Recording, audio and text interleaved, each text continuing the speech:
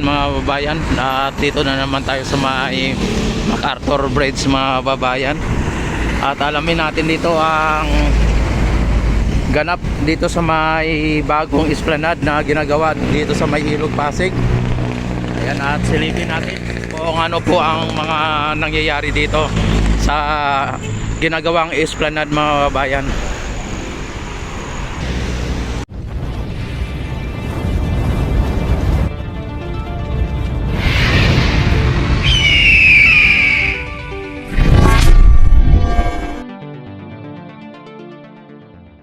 Ayan, at dito na tayo sa may ginagawang bagong esplanade mga babayan. At kung inyo nakikita ay dito na nadugtungan na naman ng bakal, ng panibagong bakal na naman dito sa may banda rito sa may MacArthur Bridge mga bayan. At yung mga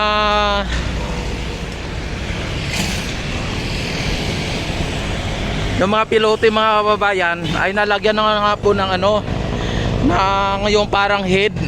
Ito to, pakita natin dito tayo banda.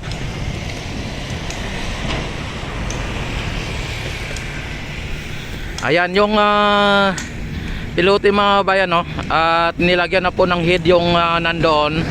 At konti na lang ay lalagyan na naman nila ng ng biga mga bayan. Yan, o.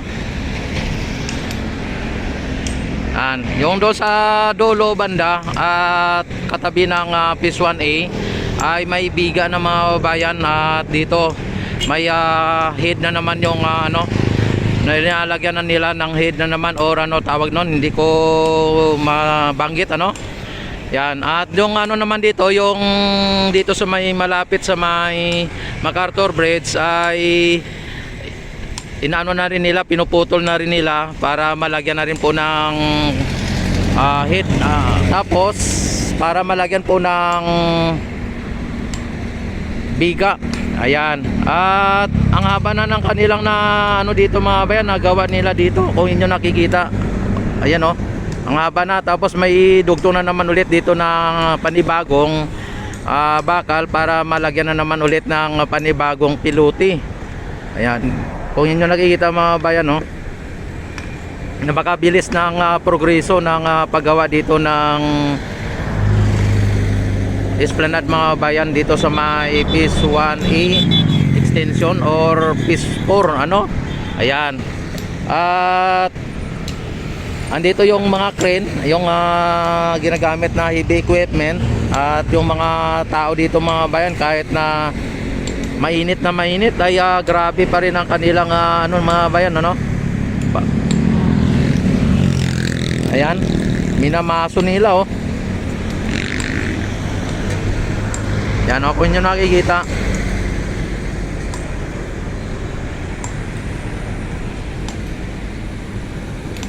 Ayan,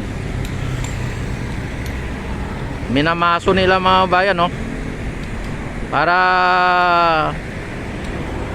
mailagay na yung head, pagka na na nila yan, napantay na nila, tapos lalagyan na nila yung parang formas na kwadrado, parang ganon. Tapos ibuhusan na po nila yan para mayroong head. Yun ang magiging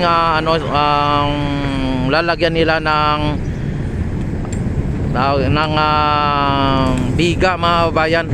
Kaya abangan lang po ninyo ang mga susunod pa na mga kaganapan dito sa may Ilog Pasig Esplanade, yung bagong ginagawa ngayon sa may likod ng post office mga bayan. Sa ngayon ay ito ang pinakalitis na update dito sa may Ilog Pasig Esplanade, dito sa may Phase 4 o sa may extension ng Phase 1A. At may dumadaan na mga bayan, na bangka o lansa. Ayan, Abi, ang bilis ng nila dito mga bayan. Nung isang araw ay pa lang to, binaon pa lang nila tong pilote. Pero sa ngayon ay pinuputol na nila para sa ganon ay lagyan na ng Biga. Ayan, at may parating na ano naman mga bayan, oh. Yan, Felicissima. Oh.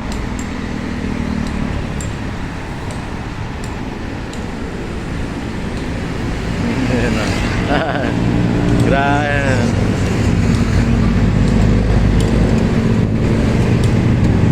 Ayan. At sinusundan pa ng ferry boat mga bayan. Ayan, ferry boat din. Yan, sa ngayon mga babayan, yung MacArthur Bridge ay walang traffic, ano, kung inyo nakikita. Ay grabe, gumuhit yung ano, gumuguhit yung dinaanan ng barge o ng lansa. Tapos itong ferry boat mga bayan, no? Ano ng MMDA? MMDA pala itong mga bayan. Ayan. At yung tubig natin mga bayan ay kapansin-pansin na parang kulay itim ang kulay ng tubig mga bayan. Mukhang hindi maayos ang ano ngayon, ang tubig mga bayan ng Ilog Pasig. Nagkulay itim ang kulay niya mga bayan. Hindi katulad nung nakaraan na talagang malinaw at kahit na may basura, pero hindi kulay ganito.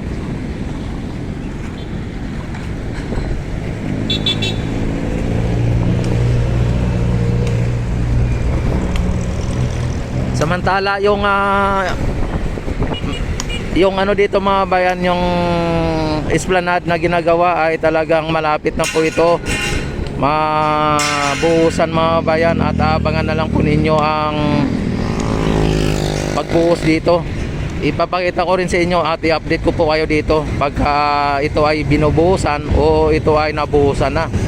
At ito ay malapit na po dito sa ano, sa may MacArthur Bridge mga bayan. Ito lang ang MacArthur Bridge, oh. At may dumaan na train, ano. Yan. Yan, kapansin-pansin mga bayan, ang kulay ng tubig sa ngayon ay mukhang hindi kaaya-aya ang kulay ng tubig sa ngayon.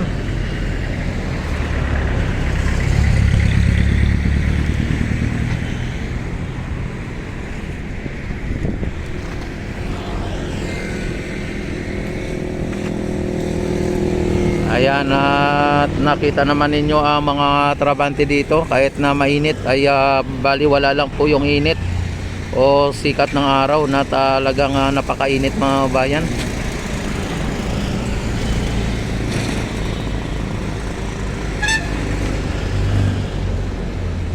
Tinanggal na rin nila yung banda rito na bakal mga bayan, no? Dahil po sa pinuputol na po nila yung pilote na ibinaon para malagyan na po ng yung parang head. Wala tayong ano, yan, no? I-zoom natin ng konti.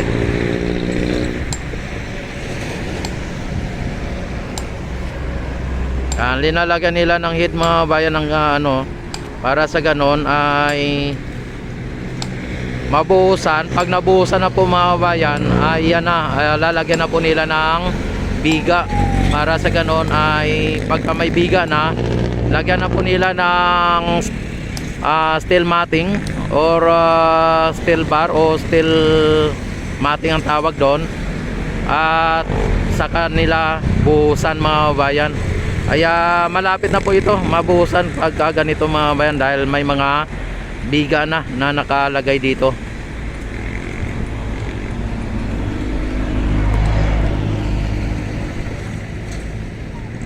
Yan, don't forget to like and share and subscribe my YouTube channel, Rex TV Adventure.